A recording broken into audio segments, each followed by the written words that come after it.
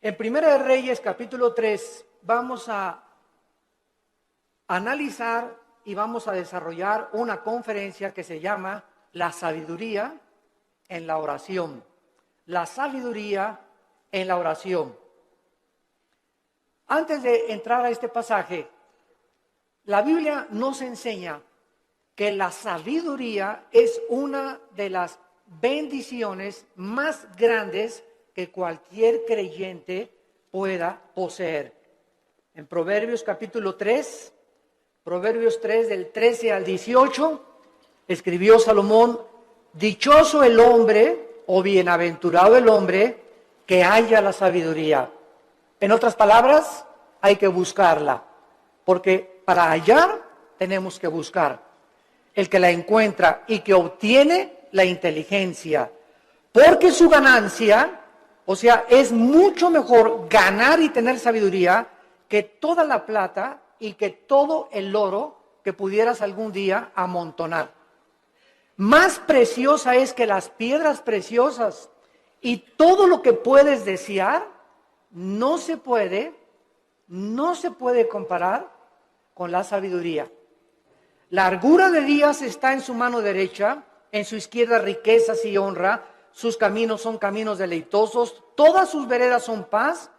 Ella es árbol de vida a los que de ella echan mano, y dichosos son los que la retienen. Siendo que la sabiduría es tan importante que el dinero, una vez yo le pregunté a Dios: oh Dios, ¿por qué dices que es más importante la sabiduría que el dinero? Porque la mayor parte de la gente diría: bueno, yo prefiero 1000 veces tener dinero que sabiduría. Y la respuesta la vamos a encontrar a través del desarrollo de esta conferencia, porque les voy a dar un adelanto.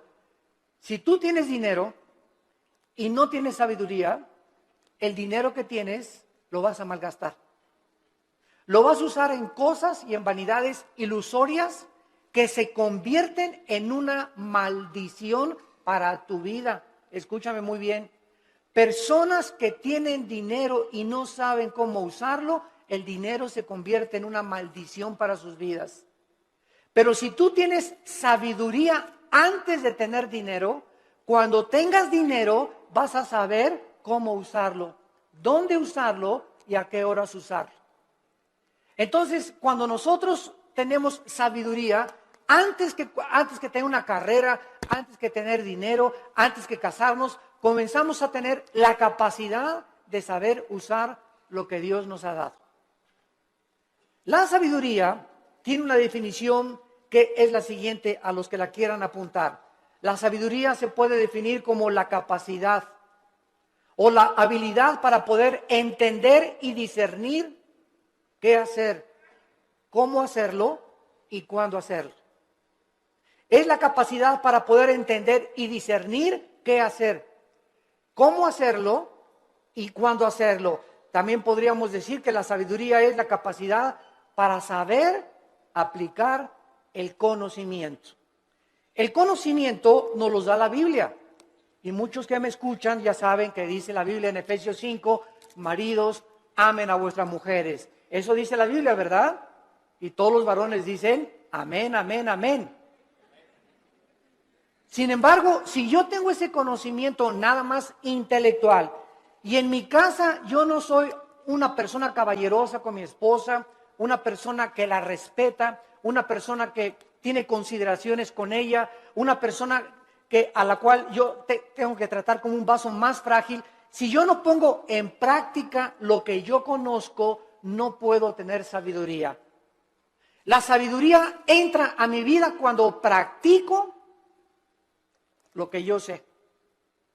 Porque hay muchos de ustedes que conocen mucho de la Biblia tal vez, o mucho de teología, o que nos están escuchando por televisión, sin embargo, no viven lo que conocen. Dicen una cosa y hacen otra cosa. Y ahí es cuando la personalidad se comienza a desintegrar. Cuando nosotros decimos una cosa y hacemos otra cosa, nuestra mente se comienza a dividir. En la psicología se le llama esquizofrenia, que significa mente dividida. Antes de que se definiera la esquizofrenia, en Santiago capítulo 1, la Biblia decía, hace 2000 años, el hombre de doble alma. Se tradujo el hombre de doble ánimo. La palabra griega es nepesh, que es alma, es inconstante en todos sus caminos. Una persona con la mente dividida no puede ser igual en el trabajo, ni en el autobús, ni en la tienda, ni en el supermercado, ni en la escuela, ni en su casa. Una tiene una personalidad con sus amigos, tiene otra personalidad en la iglesia, aquí llega a la iglesia con cara de San Anselmo o de Santa Rita de Casia. Tiene otra personalidad allá en su trabajo. Son personas que tienen 2 o 3 personalidades porque están desintegrados. Ante sus amigos son aquí, no, allá por aquí. En la iglesia aquí, santo, santo, santo. En su familia son otra cosa. No son de una sola pieza, como decimos en México. Y Dios quiere que tú seas de una sola pieza. Que seas como eres aquí, allá, en la escuela, con tus amigos, a donde quiera que vayas. Y no lo eres porque no eres sabio, porque no tienes sabiduría. ¿Y por qué no tienes sabiduría? Porque no practicas lo que conoces. Ahora, ¿quién nos da esta sabiduría? La Biblia a través del Espíritu Santo. Porque la sabiduría no es amontonar conocimiento, como dicen en este mundo, esa persona es muy sabia, ganó el premio Nobel de Medicina, ganó el premio Nobel de Literatura, y se les consideran, o el científico Stephen Hawking en Inglaterra, que es el científico más grande ateo del mundo, lo considera una persona sabia. ¿A qué le llaman sabia a la gente? A los que tienen mucho conocimiento en determinado área académica. Pero la sabiduría de Dios es la capacidad para vivir, para ser papá, para educar a los hijos, para saber cómo educar a mi esposa, para tratar con el problema de mi hijo, para tratar con el problema de mi hija, para resolver los problemas en mi trabajo. Esta capacidad para resolver problemas en la Biblia se llama sabiduría.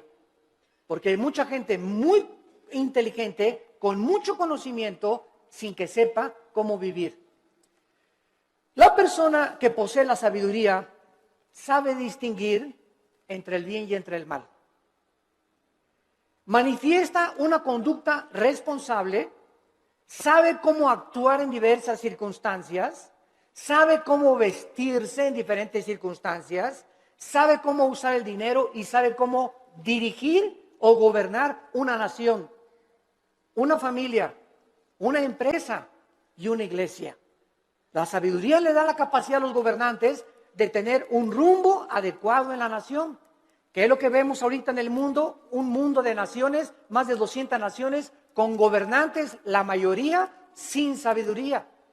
La mayor parte de ellos ya, ¿verdad?, con problemas mentales muy fuertes, posicionados solamente en gobernar, en controlar el pueblo, en controlar a las masas, sin poder ellos beneficiar al pueblo, porque nunca descubrieron que el gobierno es para bendecir a los demás y no a su propio imperio.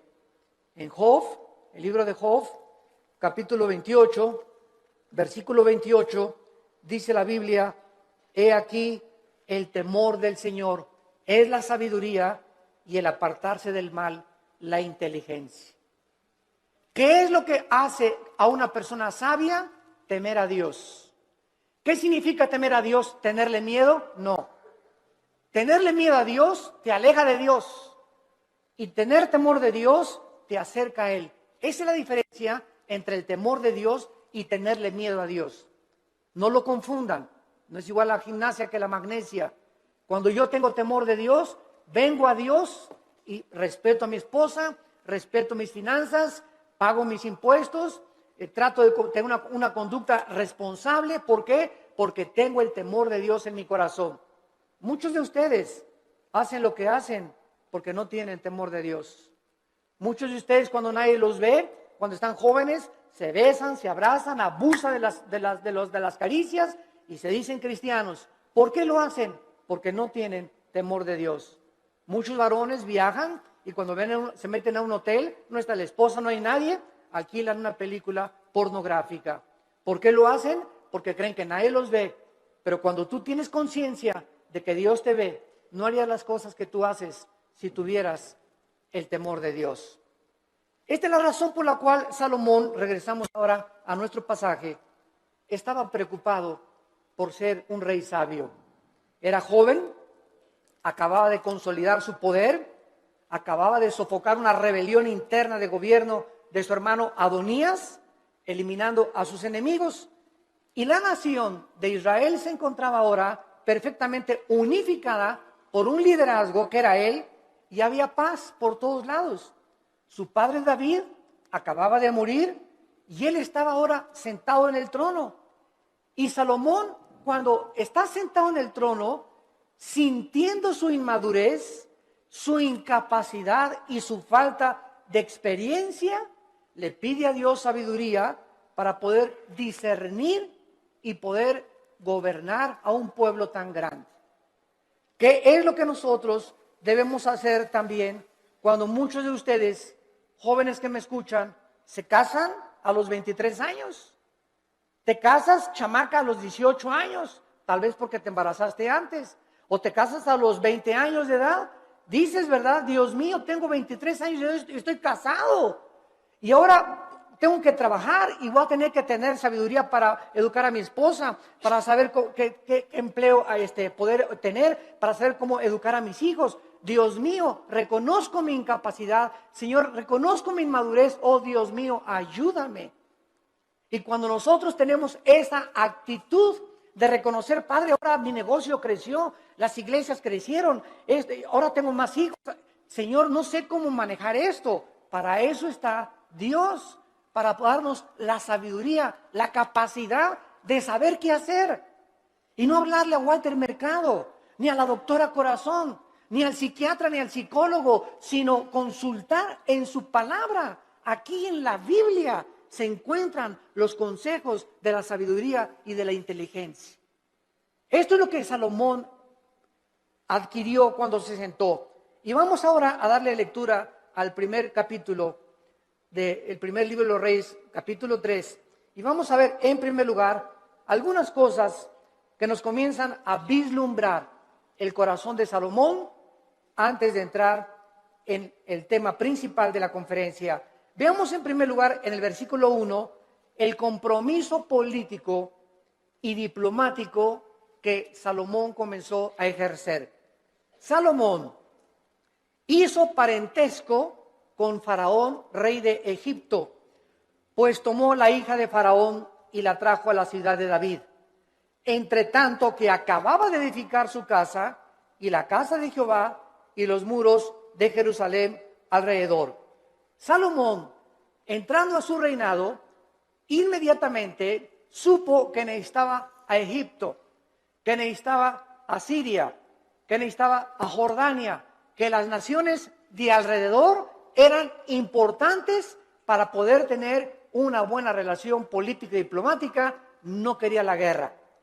Entonces, Salomón, en aquel tiempo, los países hacían alianzas dando a la hija del rey al hijo del otro rey o al rey mismo.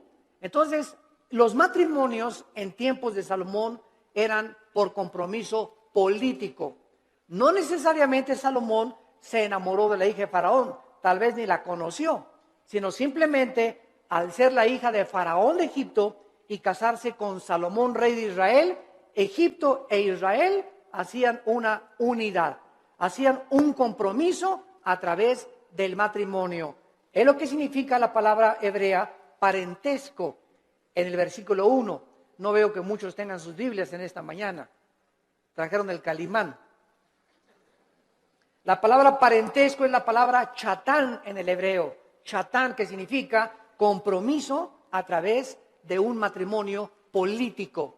Es la palabra que usaban para poder llevar a cabo los matrimonios políticos. Muy bien. Sin embargo, cuando Salomón adquiere el compromiso por política y diplomacia con la hija del faraón, Salomón estaba violando una ley que dice en el libro de Deuteronomio, capítulo 17, versículo 14, Deuteronomio 17, 14, que Dios había dado en el monte Sinaí a Moisés para los gobernantes.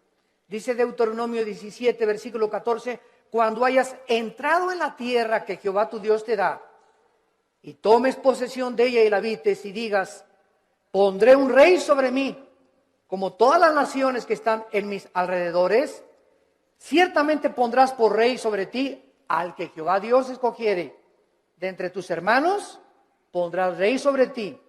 No pondrás hombre extranjero que no sea tu hermano, pero él no aumentará para sí caballos, ni hará volver al pueblo a Egipto, con el fin de aumentar caballos, porque Jehová los ha dicho, no se vuelvan nunca por este camino. Versículo 17, ni tomará para sí muchas mujeres.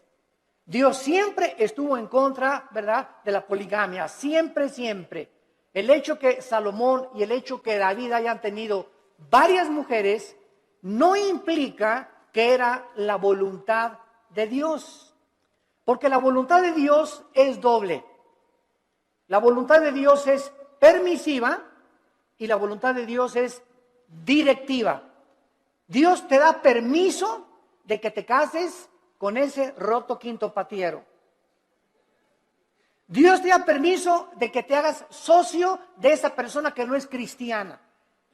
Pero no significa que al permitirte Dios que hagas lo que hagas, no significa que era su voluntad que te casaras con ese muchacho o con esa muchacha, porque lo hiciste encaprichado en hacer algo y Dios nos deja que nosotros recojamos las consecuencias de lo que hemos arado y de lo que hemos sembrado.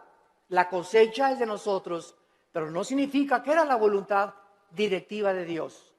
La voluntad directiva de Dios es: yo tengo para ti una mujer que te va a ser fiel, que va a ser la mujer de tus hijos. Espera el tiempo en que yo te la traiga. Si tú te impacientas, te casas con la equivocada y te va como infierno. Y después cuando te cases, pues es que Dios, si hubiera querido, hubiera impedido que me casara con Chencho. ¿Sabes una cosa? Dios te dejó que te casaras con Chencho y claro que lo podía impedir, pero si lo hubiera impedido, hubiera violado tu libertad, el libre albedrío. Y ya no seríamos, ¿verdad?, personas, agentes morales, seríamos robots y seríamos títeres de un Dios que Él hace lo que Él quiere. Y Él nos ha dado el libre albedrío para que seamos responsables de las decisiones y las consecuencias que las decisiones que hagamos vamos a recoger.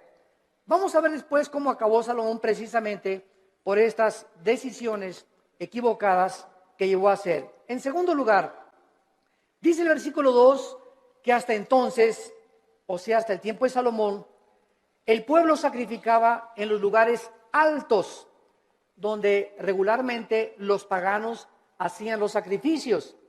Y Dios nunca quiso que Israel sacrificara en los lugares altos, pero hasta que Salomón acabó el templo y se ofrecieron sacrificios en el lugar donde Dios quiso que se ofrecieran, Dios permitió que se llevaran a cabo sacrificios en los lugares altos. Dice el versículo 2, porque no había casa edificada al nombre de Jehová hasta aquellos tiempos. Salomón tenía una capacidad, en segundo lugar, como constructor. Si ustedes leen todo el primer libro de Reyes, es increíble la arquitectura, la hermosura de la decoración del templo de Salomón, de los cuadros que mandó traer. Tenía 12, su trono tenía leones de oro en las escaleras. Su trono donde Salomón se sentaba era de oro puro. Nunca ha habido, nunca en la historia, ni Bill Gates, ni el señor Slim, ni los Kennedy, ni los Rothschild, ni ningún millonario ha tenido el dinero que ha tenido y las riquezas del rey Salomón. Pero al mismo tiempo que Salomón ha tenido las riquezas inimaginables que cualquier persona haya podido alcanzar, ni los árabes tampoco, ni los sheiks en Arabia, Salomón al mismo tiempo, vamos a ver, era el hombre más sabio de toda la historia que ha existido. El hombre más sabio, imagínense, tenía millones de billones de riquezas y al mismo tiempo tenía la sabiduría que al final de su vida la hizo a un lado y pues ya es otro cantar, ¿verdad? Él se aparta de Dios, apostata y después regresa a Dios y escribe el libro de Eclesiastés, que es el compendio de sabiduría después de Proverbios más grande de toda la Biblia, el libro de Eclesiastés. Muy bien, ahora sí, vayamos a comenzar a analizar esta oración que Salomón, consciente de su inmadurez, comienza a hacerle a Dios. Dice el versículo 5, y se le apareció Jehová a Salomón en Gabaón. Se le apareció Jehová a Salomón en Gabaón. ¿A cuántos de ustedes se les ha aparecido Dios? Todos podemos decir, ¿verdad? A ninguno. Pero esto es una verdad parcial, porque cada vez que hables la Biblia, se te aparece Dios. Ya no tenemos manifestaciones visibles de Dios, ni audibles como en los tiempos antes en el Antiguo Testamento. Pero ahora nadie puede decir, bueno, si a mí se me aparecía Dios, ¿sabes una cosa? Ahora no solamente se le apareció Dios para decirle algunas cosas, sino que ahora tenemos todo el consejo de Dios en la Biblia. Todo lo que Dios tenga para decirnos ya se encuentra en la Biblia. Después de la Biblia no hay nada más que Dios nos tenga que decir. Por eso la Biblia es un libro sellado. El que le agregue algo a estas palabras o el que le quite algo a estas palabras, dice Apocalipsis capítulo 22, las maldiciones de este libro caerán sobre esa persona. Por eso cuando oímos, ¿verdad?, que tantas cosas de profecías, y el Señor me dijo que iba a entrar una muchacha con vestido verde y vas a casar con ella. Y el Señor me dijo que de aquí de esta iglesia van a salir ríos de agua viva. Y el Señor dice que un avivamiento va a venir en Guatemala o va a venir en España, etcétera, etcétera. ¿A quién le dijo eso el Señor? ¿Quién sabe? Tal vez cenó pizza en la noche a las 12 de la noche. Y comienzan a decir cosas que no están en la Biblia, que asumen que Dios dijo, pero Dios no lo dijo. Porque profetizar no es anunciar el futuro. Profetizar es comer esta palabra y cuando hablas esta palabra. La persona que predica la palabra es un profeta. Un profeta no es una persona que dice, va a pasar esto o va a pasar aquello. Esos son adivinaciones. No confundas la profecía con la adivinación. Ahora, en el Antiguo Testamento había videntes. La palabra naví en el hebreo, que se les dio profecías del futuro. Todo lo que va a pasar ya está escrito en la Biblia. Cuídense cuando va a temblar en Toluca en febrero del 2011. Y el Señor me dijo que a las 10 de la mañana, cuídense, hermanos y hermanas en Cristo, de todas estas falsas profecías. A la luz y al testimonio. Si no es a la palabra de Dios, no les ha amanecido, dice el profeta Isaías. Entonces Salomón tiene la aparición de Dios en sueños y le dice, Dios es Salomón. Escuchen esto, versículo 5. Pide lo que quieras que yo te dé. Ni Santa Claus, ¿verdad? Ni Aladín y la lámpara maravillosa, cuando el genio se aparecía y le decía a Aladín, no, pídeme lo que quieras. Aquí estamos ante el Dios creador de los cielos y de la tierra. ¿Y qué vemos en primer lugar? Una invitación de Dios que Él nos hace, no solamente a Salomón, sino también a nosotros en el Nuevo Testamento. Clama a mí y te responderé, dice Jeremías 33:3. Y te enseñaré cosas grandes y ocultas que tú no conoces. Ahora aquí inmediatamente podríamos asumir, si aparece Dios, pídeme lo que quieras, un Cadillac último modelo, Señor.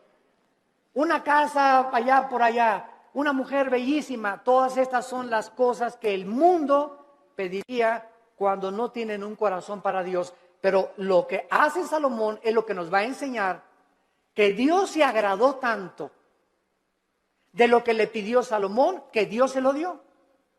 Entonces vamos a descubrir en esta mañana que cuando nosotros oramos conforme a la voluntad de Dios, Dios nos concede las peticiones que le hayamos hecho. Esta palabra que Dios usa para pedir, Saal, en el hebreo, se usa 8 veces en este solo capítulo. Y lo primero que vemos es el verdadero incentivo para orar. ¿Qué es lo que nos debe motivar para orar? Que al Dios que le estamos pidiendo es un Dios generoso. Toda buena dádiva y todo don procede del Padre de las luces, Santiago capítulo 1, en el cual no hay sombra ni variación alguna. Y el que tenga falta de sabiduría, Santiago capítulo 1, el que tenga falta de sabiduría, pídasela a Dios que se dará sobreabundantemente. Efesios 3:20, y aquel que es poderoso para hacer todas las cosas mucho más abundantemente de lo que le pedimos o ni siquiera nos imaginamos, según el poder que actúa en nosotros. Esto es muy importante porque mucha gente, yo he conocido que dicen, ay Señor, Señor, por favor, y creen que Dios está por allá lejísimos, ¿verdad? Y te pido, Señor, y gritan y se tiran y se revuelcan en el piso, etcétera, etcétera, y lloran. Y dice Efesios 3:20 que lo que le pedimos a Dios lo responde de acuerdo al poder que está afuera o adentro. ¿Perdón? Según el poder que actúa dentro de nosotros. Entonces, dentro de nosotros está el Espíritu Santo. Yo solo tengo que hincarme en el secreto de mi oración y entrar en comunión con Dios, y Él me está oyendo, Él está dentro de mí, y no tengo que buscar manifestaciones de Dios externas, porque el poder está dentro de mí. Y dentro de mí, si el Espíritu Santo, yo tengo una relación de compañerismo con Él y camino en santidad con Dios, lo que Dios me pone dentro de mí, me lo va a dar. Porque Dios se agrada cuando le pedimos conforme a su voluntad. Aunque nosotros no somos reyes ni gobernantes como Salomón, con el mismo nivel de responsabilidad que tenía Salomón, ¿acaso no es al mismo Dios al que se acercaba Salomón en el Antiguo Testamento en oración? En Primera de Juan capítulo 5, en el Nuevo Testamento, Primera de Juan capítulo 5, versículo 14 y 15, dice la Biblia, y esta es la confianza que tenemos en Él. Cuando comenzamos a orar, si no hay esa confianza en ti, no ores. Porque el que se acerca a Dios es necesario que crea que Dios existe. Esta es la confianza que tenemos en Él, que si pedimos alguna cosa conforme a su voluntad, conforme a lo que Dios quiere para nuestra vida, Él nos oye. Si yo tengo un niño de 10 años y me dice, papá, cómprame un BMW, ¿se lo voy a comprar? Ay, papá, no me quieres porque no me compras un reloj Rolex de oro. Chamaco de 15 años, pirruris. ¿Por qué no se lo doy? Porque no es que yo no ame a mi hijo, claro que lo amo a mi hijo. Pero no se lo doy porque no puede él todavía llevar tantas alhajas en su cuerpo, ni tener un coche último modelo a los 15 años, porque le hago un mal más que un bien. Ahora, si él comienza a conocer, si mi hijo tuviera la sabiduría a los 10 o 15 años de conocer que él no tiene la madurez para poder usar las cosas que él quisiera, no me pediría eso. Entonces me diría, papá, dame un reloj conforme a lo que tú crees que debo de usar. Dame un coche, conforme el coche que tú quieras, dámelo. Ya no le pediría un Cadillac, sino, Señor, lo que tú me quieras dar. Entonces, es importante que nosotros sepamos cuál es la voluntad de Dios para nuestras vidas. ¿Y cómo la puedes saber? Leyendo la Biblia. ¿La lees diario? ¿La memorizas diario? Este año, si te pasara aquí al frente, a ver, pásala aquí, Pancholín. ¿Cuántos versículos ahorita, dinos de memoria a toda la iglesia, o cuántos capítulos de la Biblia memorizaste en el año 2010? ¿Te sabes el Salmo 23 de Perdis? ¿Te sabes de Perdis el Salmo 91? ¿O nada más sabes Juan 3:16? De tal manera amó Dios al mundo que dio su Hijo unigénito. ¿Cuántos versículos memorizas a la semana? Si tú no memorizas la palabra de Dios no la puedes guardar en tu mente. Si no la guardas, no la puedes meditar. No puedes pensar en ella, murmurarla, reflexionar en ella, ponderar en ella, porque necesitamos memorizarla, masticarla, asimilarla y guardarla en nuestro corazón. Y ahí se queda, y largura de días y años de vida y paz te aumentarán, y la sabiduría comenzará a manifestarse en tu vida.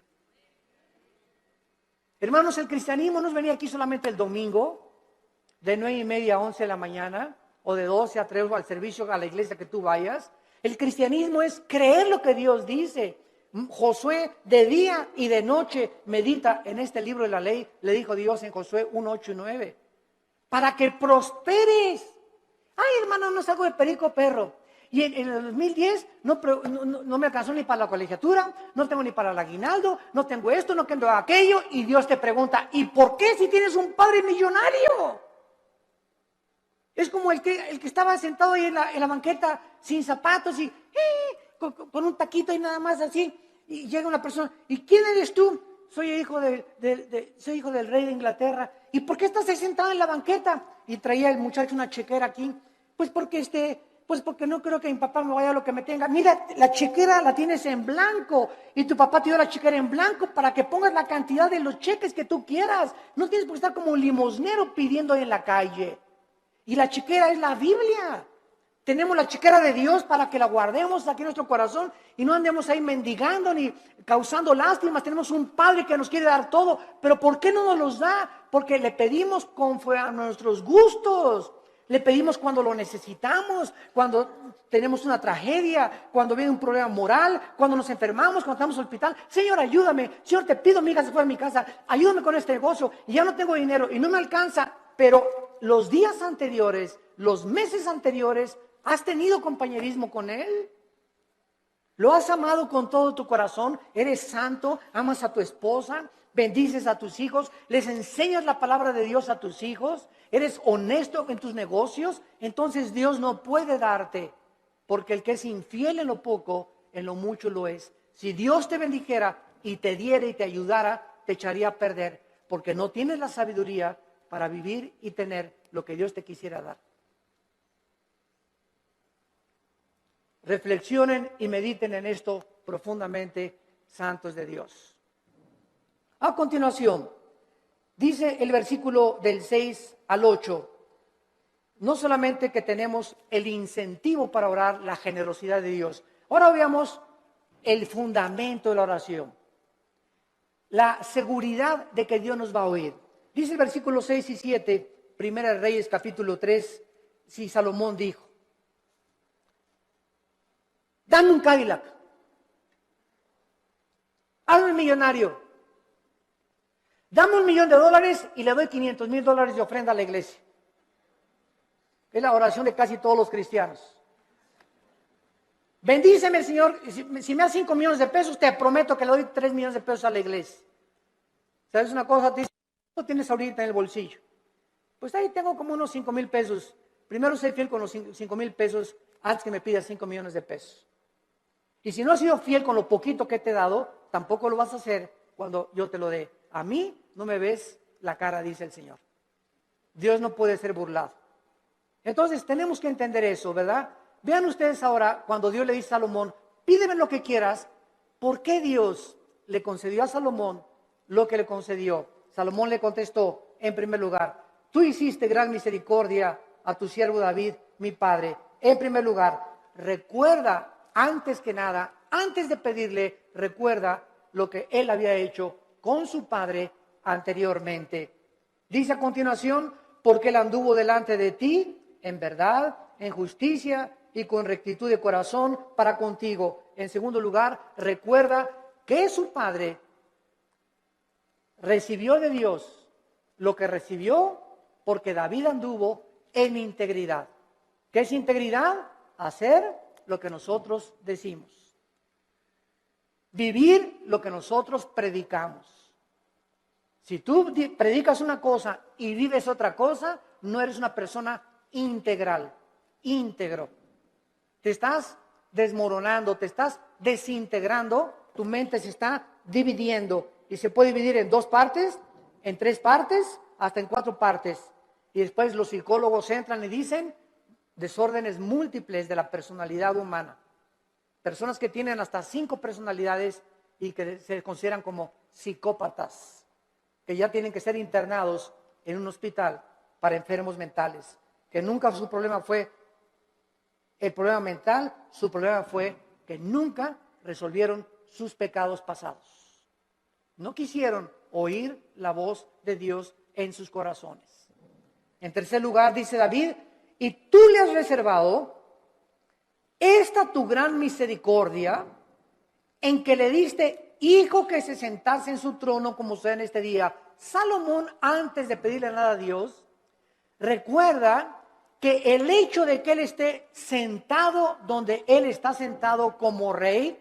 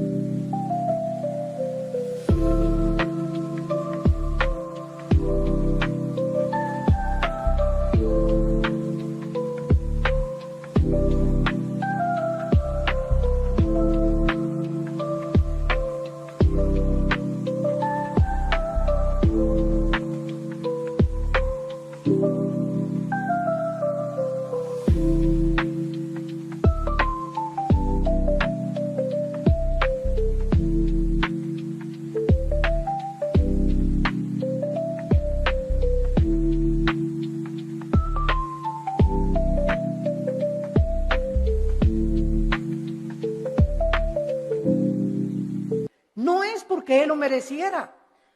Era inmaduro, no había hecho nada para Dios, estaba construyendo apenas el templo, sino que Salomón dice, yo estoy como estoy y yo estoy como rey de Israel porque tú hiciste un pacto con mi papá.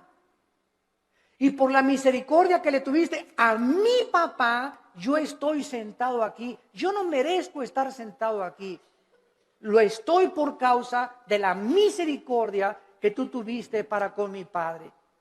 Y esto es algo muy importante porque muchos de ustedes están donde están por las oraciones de tu mamá, por las oraciones de tu padre, tal vez las oraciones de tu abuelo que tú no llegaste a conocer. Pero Dios nos ha prometido, la generación de los justos será bendita.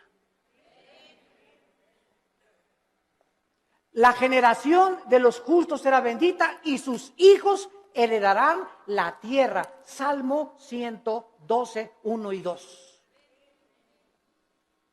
¿Qué significa esto?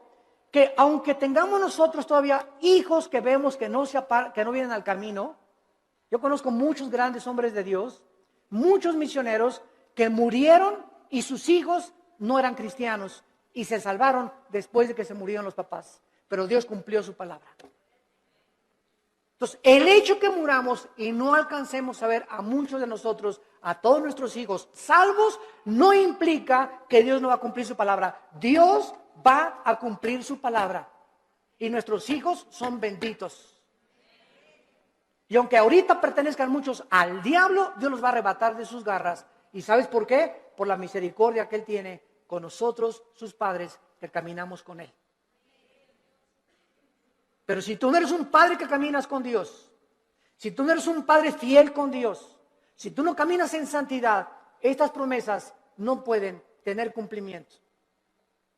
La misericordia de Dios es sobre los que le temen y sobre de ellos hará conocer sus pactos.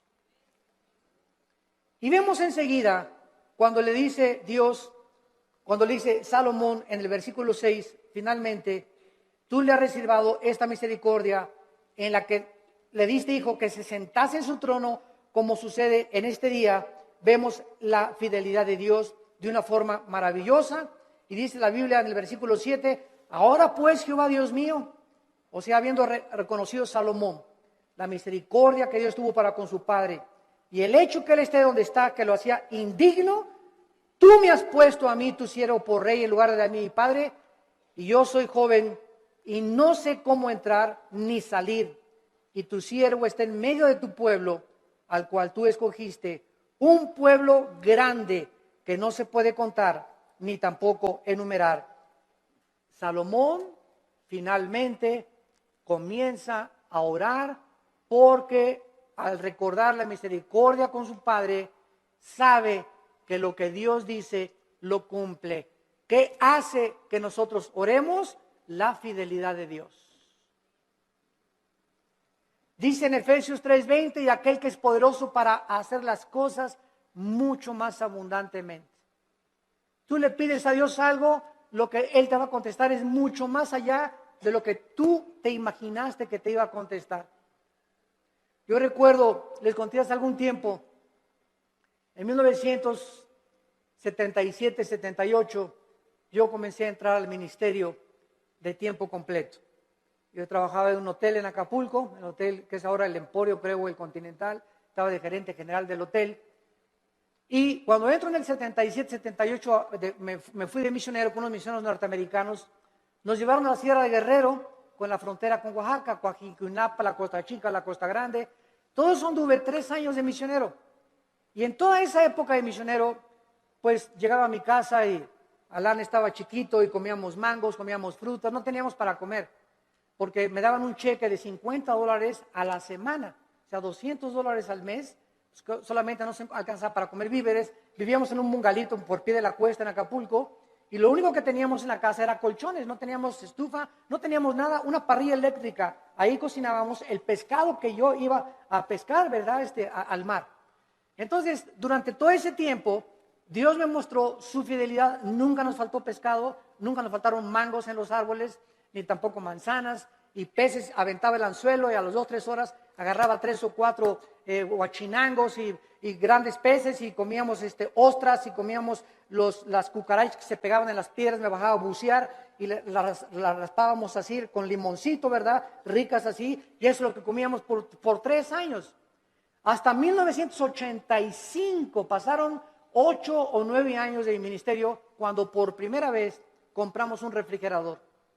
Compré una lavadora de esas que vendían en Salinas y Rocha, de esas que chun chun, que hacen así, para acá y para atrás. Las señoras ya saben cuáles son, ¿verdad? Rum, rum, así es, las lavadoras antiguas. Pagué como 3 años en pagarla, y hasta el 85 me regalaron una camioneta combi usada con 80,000 kilómetros, y en esa nos transportábamos después de tantos años de caminar y conocer a Dios.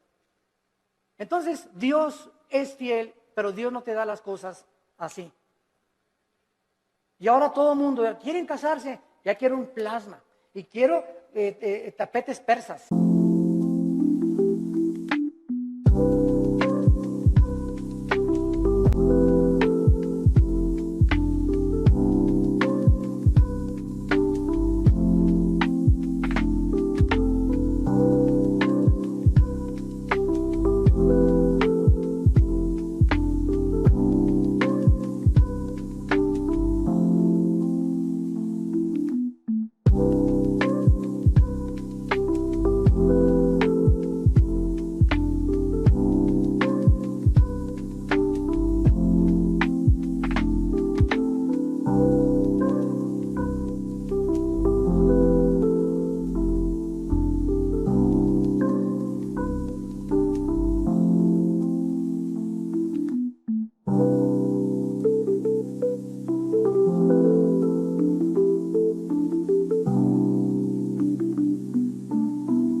Y cortinas que vengan de España, y cuadros así, y quiero un coche último modelo, y ya todo mundo ahorita es una ambición.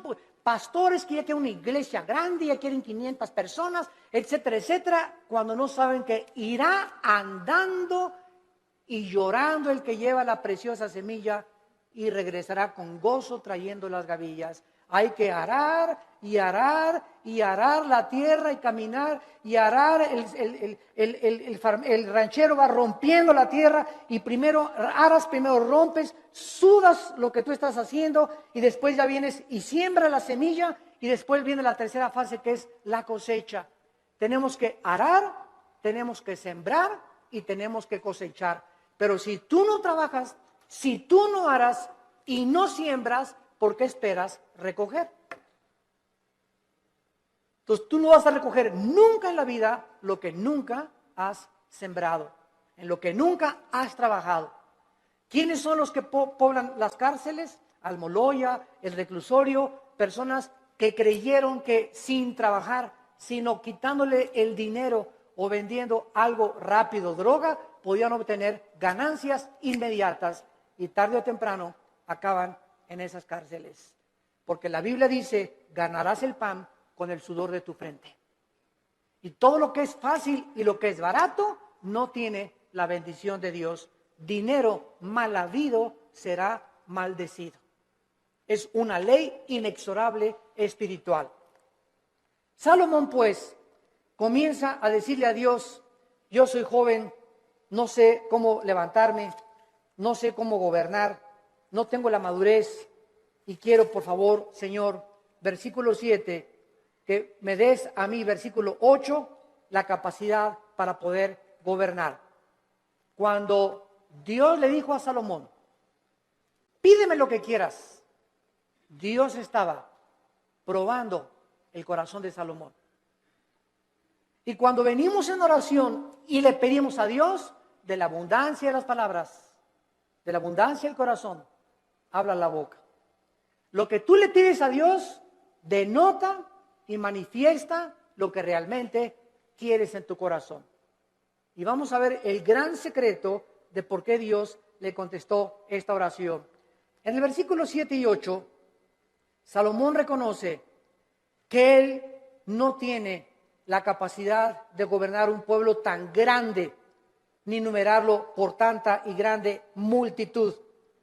Su principal capacidad de la cual él comienza a reconocer es que él necesitaba una cosa importante. Versículo 9, dale, es lo primero que Salomón le pide, dame un corazón entendido. Por favor, la palabra entendido es shama, que significa oír o escuchar. Vamos a ver, vamos por orden, esto es muy importante, síganme con cuidado. Dame un corazón que sepa escuchar a la gente. Es lo que significa entendido. Shama viene de la palabra hebrea Shema. Cuando dicen Deuteronomio 6, Shema Yisrael Adonai Elohim Adonai Echad, se tradujo, oye Israel, Jehová tu Dios, uno es. Shema, oye, Shama aquí es escuchar. Dame un corazón Shama, que sepa escuchar. Ahora, dice el versículo 9, que sepa escuchar para juzgar a tu pueblo y para discernir entre lo bueno y lo malo. Vean ustedes con cuidado lo que Salomón está pidiéndole a Dios. Señor, permíteme presentarme ante tu pueblo. Supongamos que ustedes son el pueblo de Dios. Y un gobernante necesita oír. Un pastor necesita, para dar consejería, oír. Pero cuando nosotros oímos, y muchas veces lo que los gobernantes oyen del pueblo, no siempre es la verdad, ¿correcto?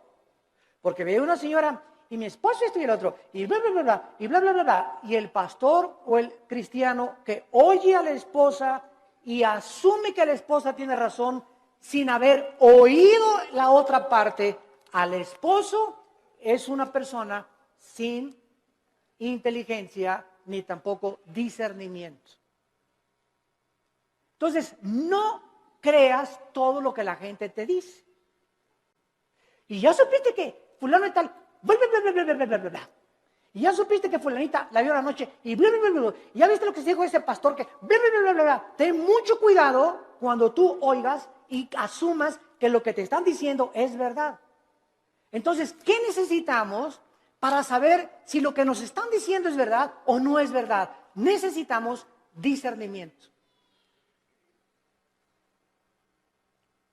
Y el discernimiento es una capacidad que el Espíritu Santo da para poder distinguir entre el bien y entre el mal, entre la mentira y la falsedad, entre lo que es real y lo que no es real.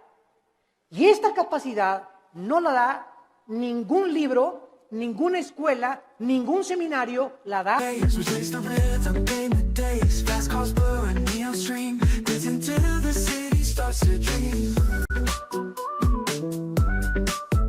Rhythms pulse through the crowd,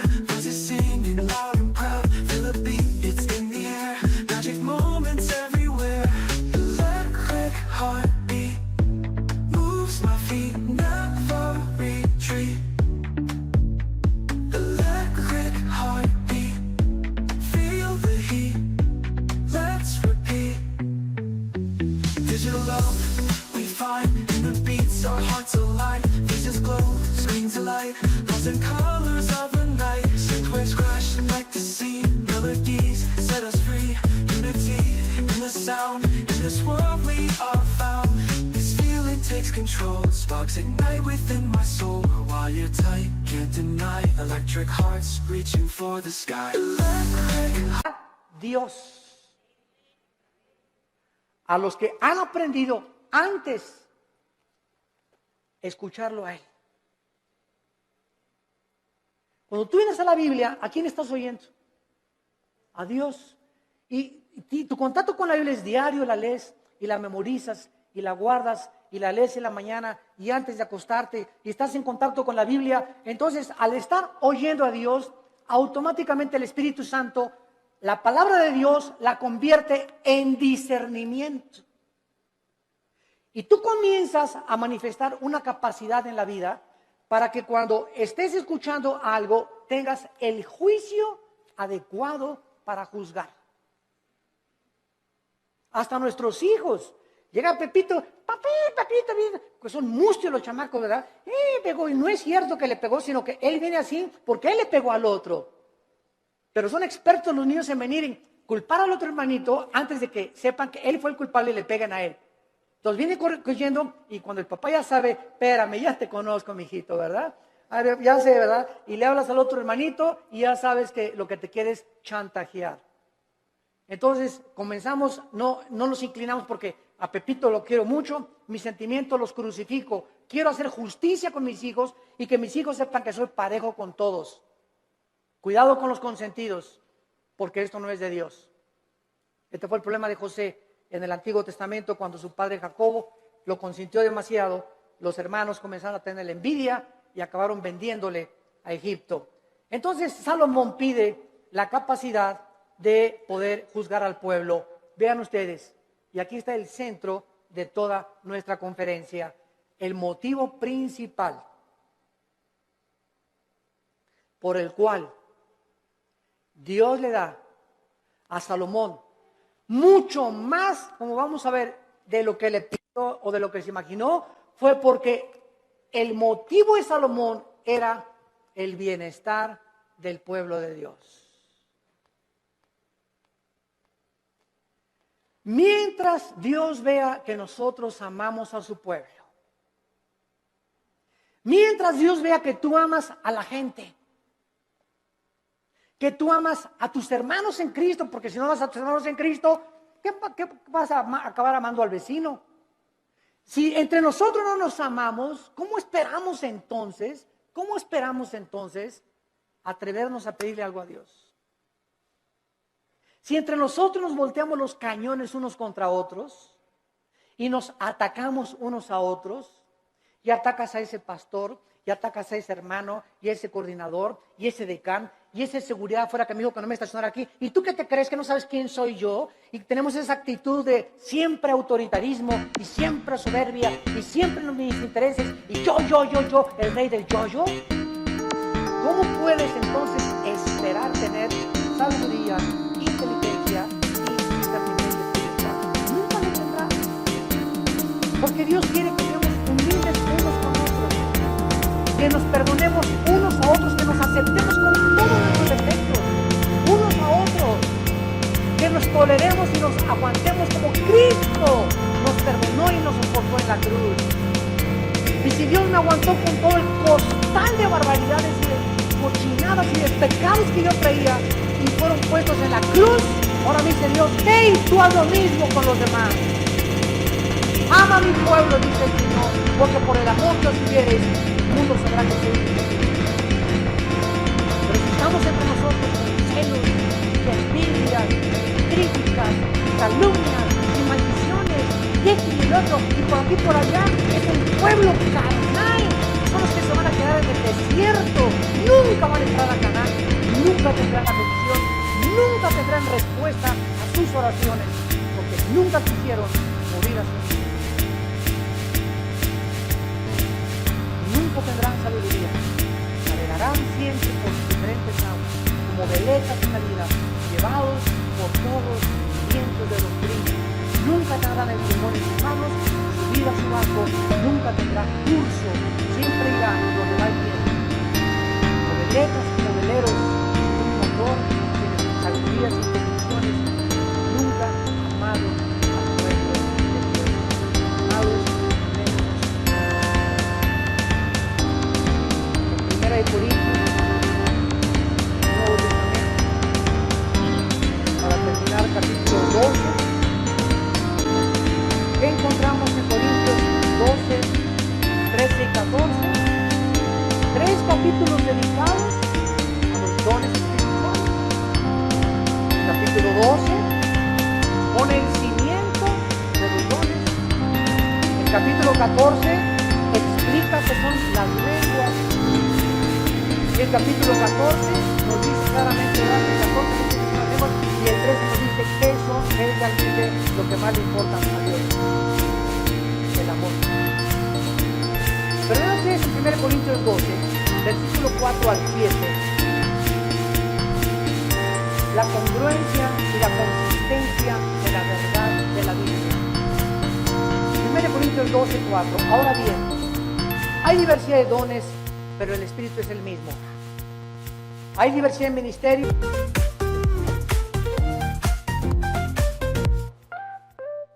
Woke up in the sunshine light, colors so bright, feeling right. Hop in my shoes, run into the day, sparkles in the air, come play. Laughing and dancing around we go, hearts are like fireflies aglow. Singing our song under the blue sky, holding hands high, you and I. This is my happy dream, like a sweet melody. We're flying so free. This is my happy dream, forever you and me, singing in harmony. Smiles all around everywhere we see. Jump in the puddles, joy is our key. Rainbow above, colors so bright. We shine in the day and into the night. Friends by my side, can't stop this fun. Sharing our secrets till the day is done. Sunsets and starry nights we chase. Living our lives in this bright place. In this wonder world we made. Every moment never fades. Holding tight to what we share. In our dreams without it. This is my happy dream, like a sweet. El Señor es el mismo. Hay diversidad de operaciones, pero Dios que hace todas las cosas, es todos el mismo. Versículo 7, importantísimo. Pero a cada uno, a Pancho, a Carmelita, a Josué, a Pepe, a Carlos, o sea, no hay nadie de los que me están escuchando que sean cristianos que no tenga dones. Todos tenemos dones, y miren lo que dice, pero a cada uno le es dada la manifestación del Espíritu para provecho. La palabra provecho es la palabra sumiero en el griego, que significa para el beneficio de los demás. Mis dones no son para mí, son para los demás, para edificarlos a ustedes. Por eso en Corintios 14 Pablo dice, en la iglesia, por favor, no hablen en lenguas. Porque en la iglesia, si se ponen todos a hablar en lenguas, y trae fulano de tal a su mamacita, y el otro trajo al diputado, y el otro trajo un licenciado, y el otro trajo un doctor, y trajo a sus amigos, y entra a una iglesia donde parece un manicomio, y ¿dónde estoy? En el manicure, van a decir. ¿Qué es esto? Dice 1 Corintios 14, van a decir que están locos. Entonces, en la asamblea, cuando estén todos juntos, si quieren hablar en lenguas, que sea por turno y con intérprete. Y si no hay intérprete, cállate. Y no estés ahí en la iglesia, saca la bazuca con las lenguas de la milicia, ¿verdad? Y la persona que está junto a ti, ¿qué le pasa, verdad? Que denle su chocho. ¿Por qué no hablamos las lenguas? Porque no son para nosotros, son para edificar. Y cuando hablamos todos no estamos edificando a nadie. Tal vez creemos que nosotros mismos, pero no se trata a nosotros, se trata a los demás. Los corintios eran tan carnales, como todavía hay muchas iglesias actualmente que no han entendido el uso de los dones espirituales. Nunca son para nuestra edificación, es para la edificación de los demás. Les es dado el Espíritu para provecho. Dice 1 Corintios capítulo 14. El que profetiza, versículo 3, habla a los hombres para edificación. Versículo 4, el que habla en lengua extraña, así no se edifica, pero el que profetiza edifica a la iglesia. Versículo 5, así que quisiera que todos hablaran en lenguas, pero más que profetizaran, porque mayor es el que habla, el profetiza, que el que habla en lenguas, a no ser que las interprete, para que la iglesia reciba edificación. Versículo 12, así también ustedes que anhelan dones espirituales, procuren abundar en ellos para edificación de la iglesia. Más de 7 veces en un capítulo dice Pablo, los dones son para los demás, para el beneficio común. Viven para los demás. Padre, dame sabiduría, no para ser sabio, para educar a mi familia. Padre, dame sabiduría para ser pastor y ser un pastor que sepa aconsejar para poder bendecir a tu pueblo. Padre, dame propiedades o dame bienes materiales conforme a ti para edificar a tu pueblo. No nos interesa para mí, para edificar a tu pueblo. Cuando nosotros tenemos en el corazón el pueblo de Dios, Dios bendice sobreabundantemente. Porque nadie vive para sí mismo, vivimos para los demás. Y el secreto de la felicidad, como les decía ayer en el desayuno, es vivir para los demás. Ahí se encuentra el secreto de la felicidad. Tu casa es úsala para la gloria de Dios. Tu coche, úsalo para transportar hermanos, úsalo para el reino de Dios. Tu dinero, úsalo para el reino de Dios. Dios no está en contra que tengas ahorros, ni que tengas dinero, pero no ahorres más de lo debido, no seas más avaro, no tengas más propiedades de las debidas, porque te conviertes en persona avariciosa. Estás guardando ya de más y mañana te vas a petatear. Mañana cuelgas los tenis, como dicen los jóvenes. Mañana partimos tal vez a casa. Y lo que has hecho, ¿para quién se le quedó? Cuando se pudo usar para la gloria de Dios. Cuando tenemos ya esa visión, Dios nos comienza a derramar abundantemente todas aquellas cosas que Él anhela, porque Él busca instrumentos a través de los cuales Él pueda canalizar su gracia y sus bendiciones para los demás. Abraham, desde el principio de la Biblia, Abraham, te voy a bendecir para que tú seas bendición a las naciones. Todo lo que Dios nos da no es para echarle aquí y aquí y aquí. Dios me da para darlo.